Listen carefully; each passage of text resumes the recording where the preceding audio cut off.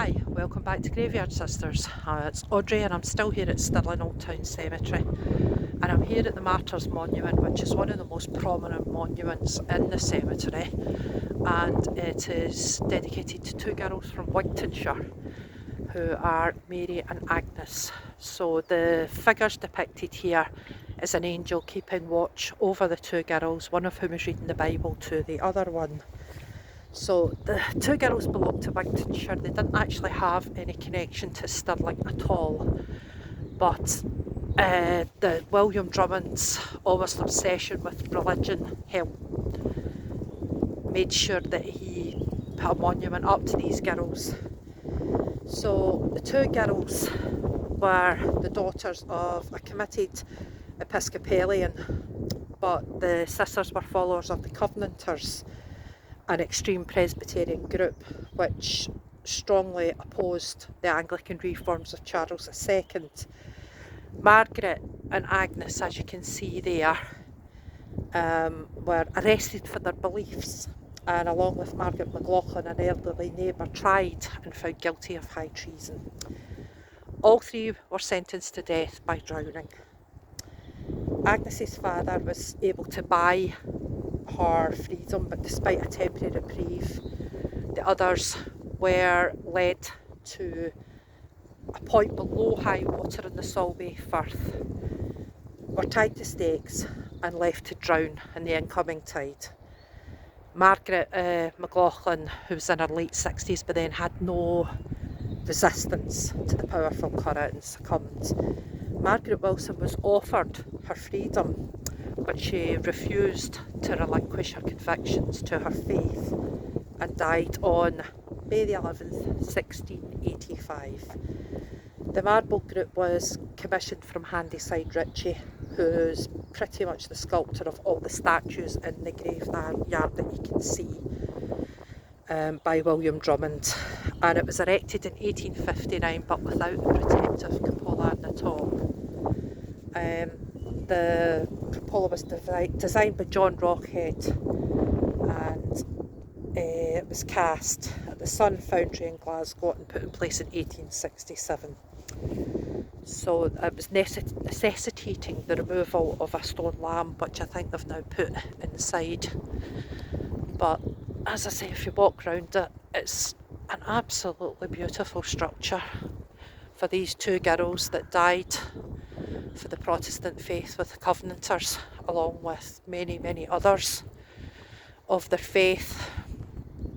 And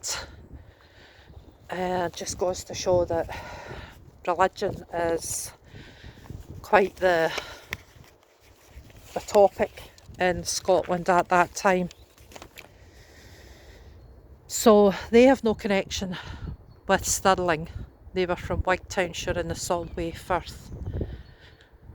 But it's still a very, very interesting story. It's known as the Martyrs Monument. So let's go, because I think I saw some pretty good things over here.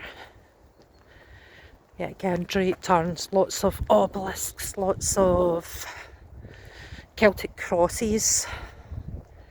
And as I said before in my previous video, they're all in extremely good shape. Straight across and a smaller cross. Exactly sure.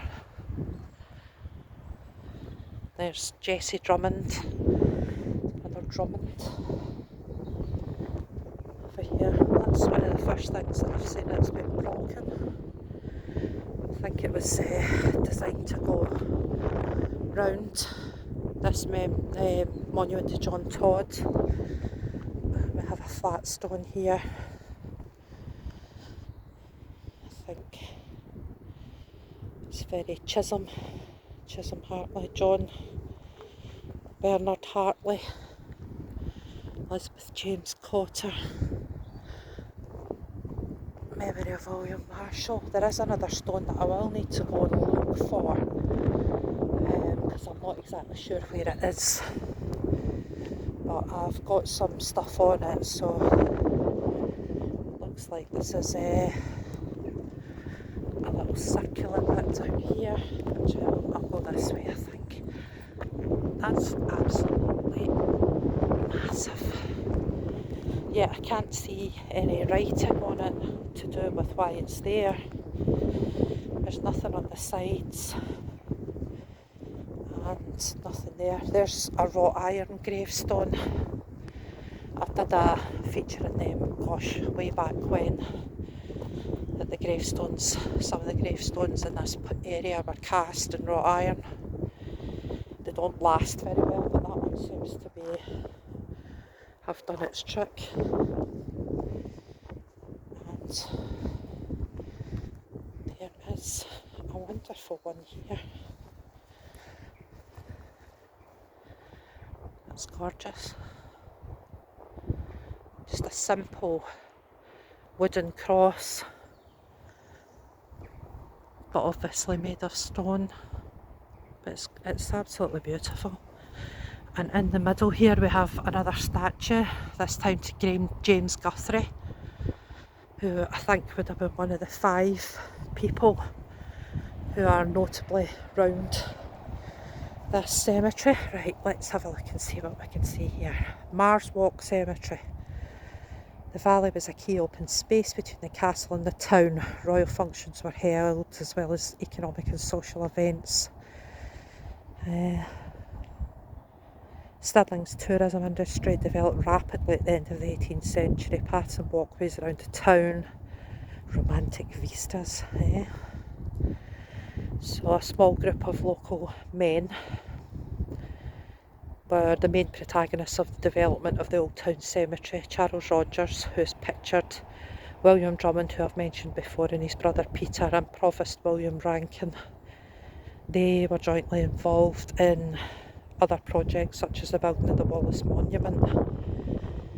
So the old burial ground was full, so the Burial Ground Scotland Act had introduced a commitment that once buried human remains could not be disturbed.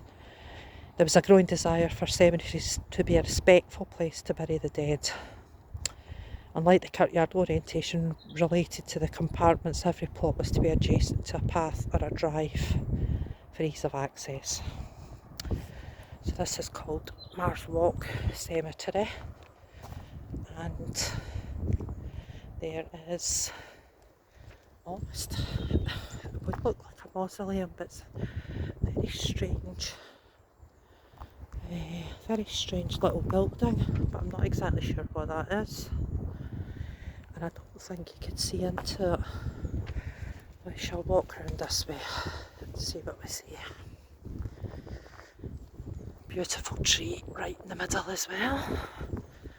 I'm trying not to shake, and at least the wind has gone down a bit now that I'm off the Lady's Rock.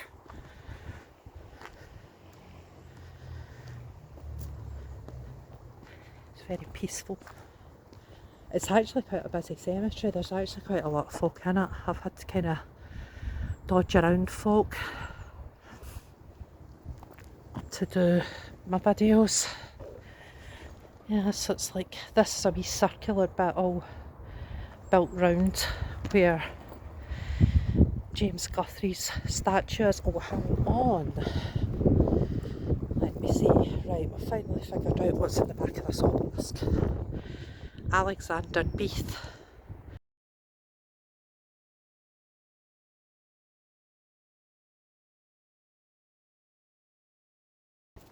Coming from the inside, not the outside.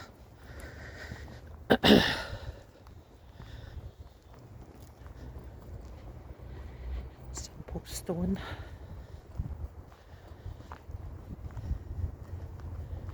I need to try and find out where the surface stone is.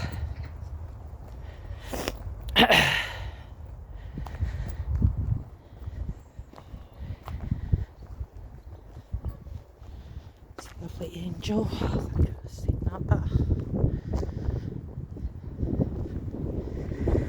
Back to the Martyrs Monument.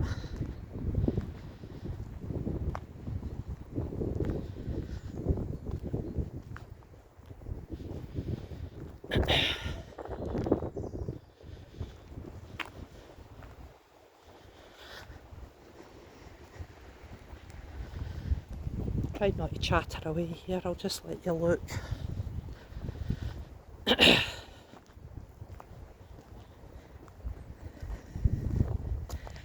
It's hard to see because of the sun.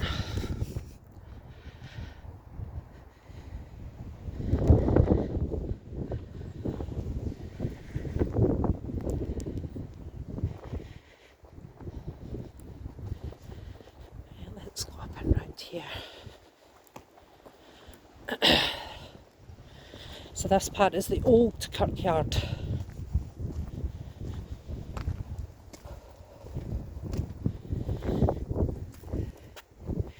Here the gravestones are in rows facing east, where the sun rises and the last trumpet will sound. Earliest date is 1579. Older stones have the emblems of mortality, skull or hourglass, and immortality, wingfuls or foliage. And many of them also have the trade symbols. Sorry, I'm totally out of breath after walking up that hill. Bakers, masons, weavers or others. A reversed 4 is a symbol of a merchant.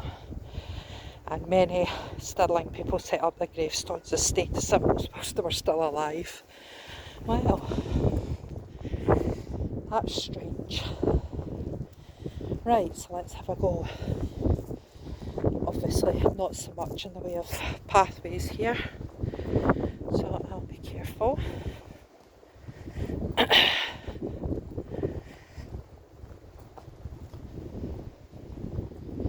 So they're all facing towards me at the moment. Let's have a look. See if we can find some memento mori.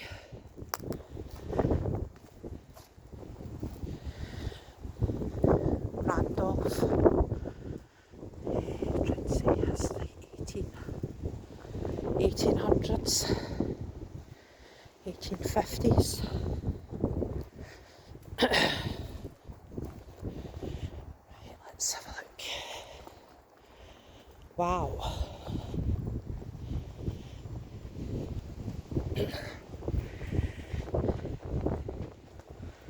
Can't see the date, something 80. It could be 15, I'm not sure. It could be because the cross, that's across at what looks like wheat, so possibly like a merchant farmer or something like that. Right, let's keep walking. Very difficult to see the actual numbers here because it's so weathered.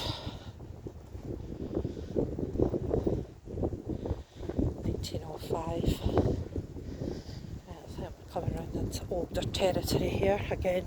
Look at that lovely view.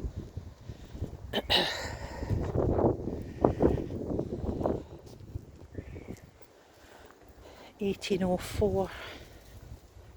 William Matthew Isabella. It's completely obliterated, that one.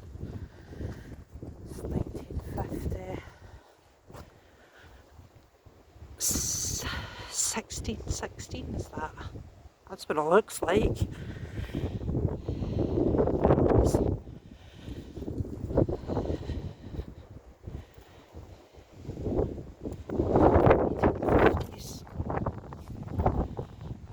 That's a crown there. DMMD. Not entirely sure. Anyway, this one's pretty much gone.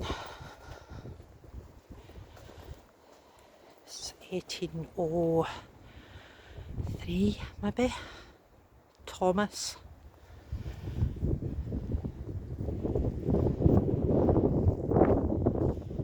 Let's have a look around here.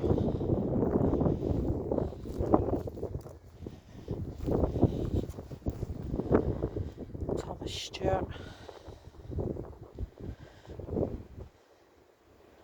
can't say, 1804, looks like. And it's very ornate, very unusual.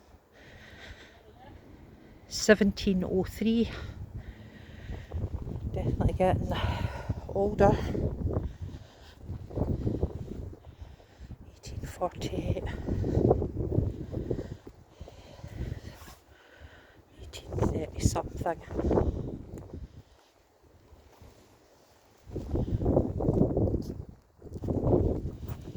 1728.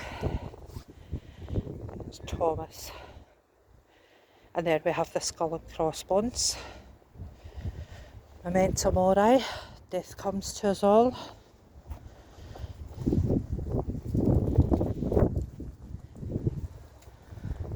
1849. Let's have a look around here.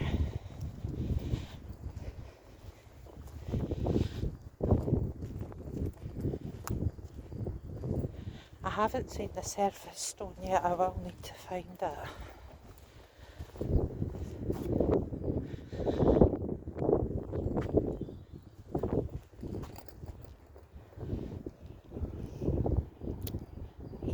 Two.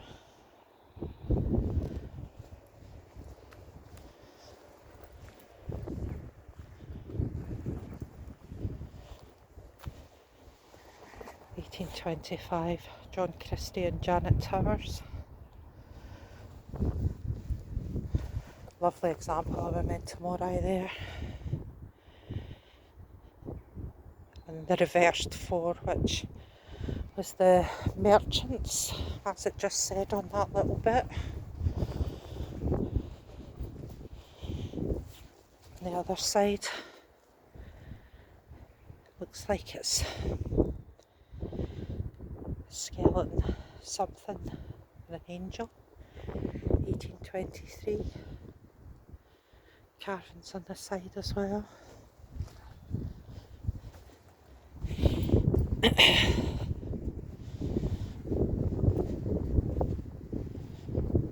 Let's have a look. There's a big one up here. I'm not sure if that's where the surface stone is.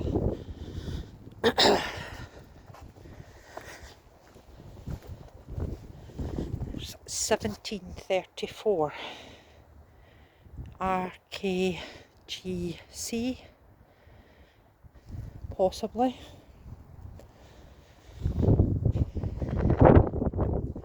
1906.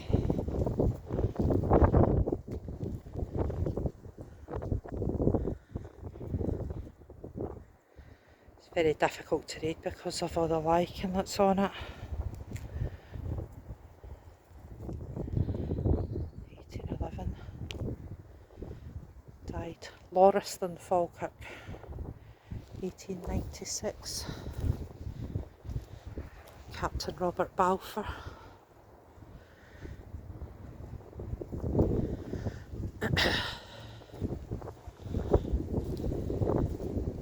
1782, now that is legible. Memento mori, with a skull below it.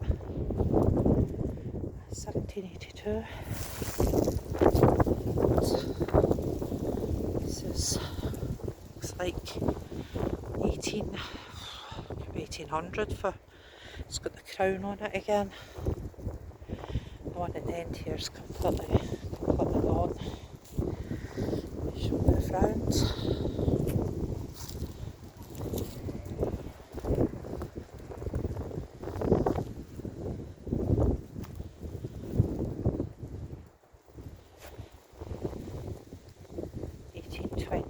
Is all I can make out on that.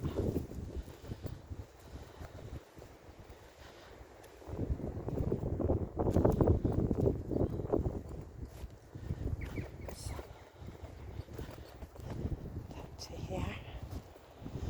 Some beautiful carving on this. The skull and crossbones. 1696. Now that's early. First one's here.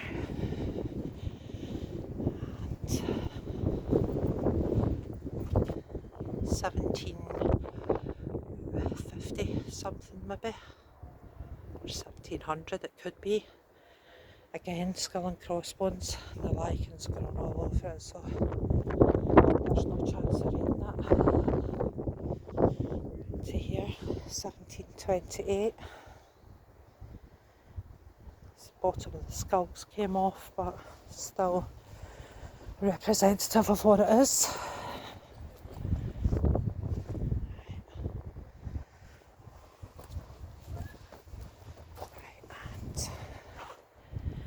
DA and MA memento, 1763. Exactly sure. Oh, that could be the reverse 4 again.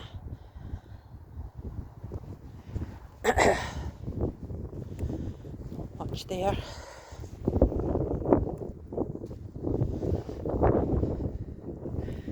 Memento mori, you can see that really clearly. 1734. See, that's clear as day.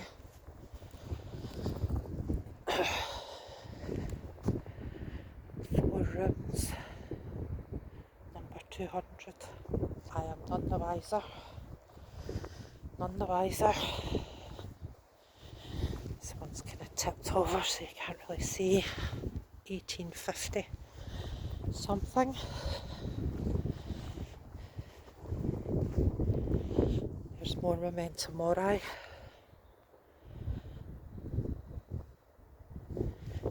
Trying to see the date.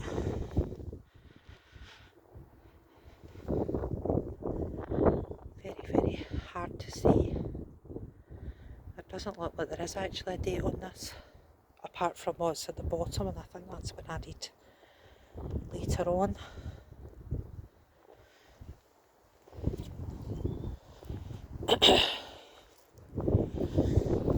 Right here. Oh, that's broken. Shame. 1820 underneath there.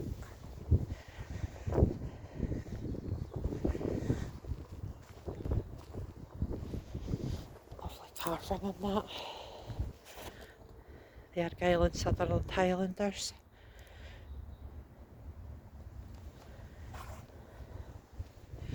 (1698). Still in such good condition. Still in such good condition. The wings, skull at the bottom. Coming up to this big one at the end here, I'm wondering what it is.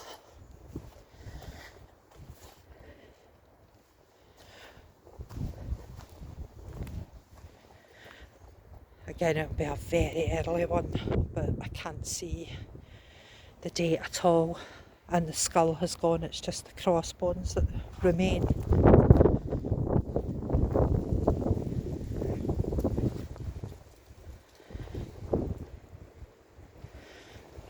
Martyr. No, moving on. Right. Let's have a look at this.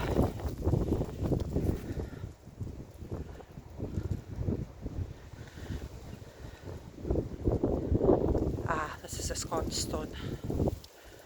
Right. Beautiful. It's got the memento mori all over it. All over it. 1729.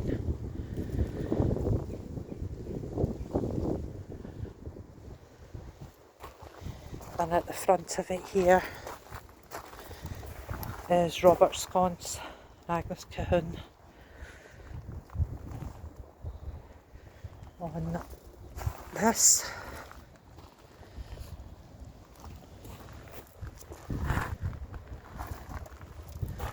Sconce as well. I do have some stuff for that, but can't find it right now.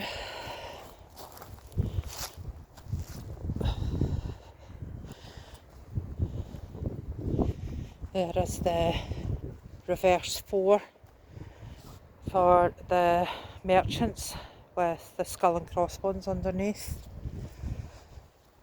and obviously a bit here, but it's completely illegible. It's like it's grown all over it. Alexander Baird.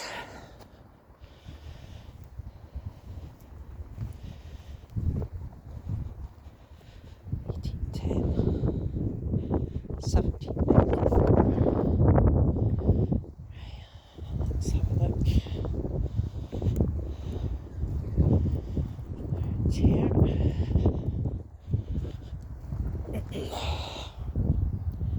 See if I can find this. I'll see if I can get a better look at this.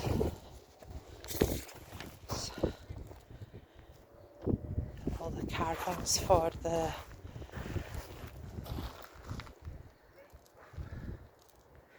not sure on the date. James Gibb.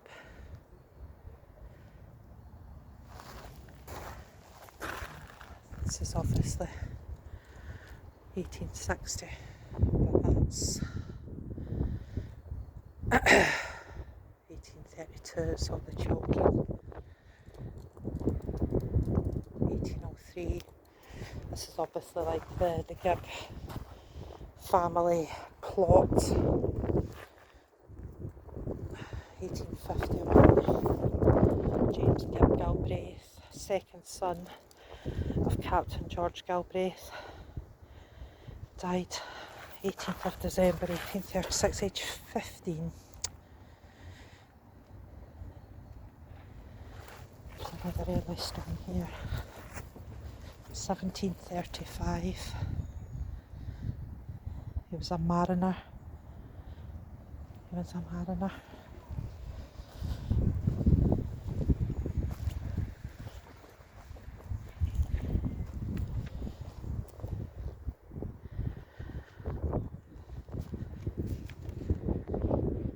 Here lies the remains of Captain George Galbraith, late of the Royal Regiment, and for 12 years Provost of Stirling. He departed this life on the December 1846. So I'm going to leave it here for just now so we don't go on and on and on and on, and I will return hopefully with some more cracking stones for you to all look at. I hope you've enjoyed the video. If you have, please like and subscribe, tell your friends, and I'll see you in the next one. Bye.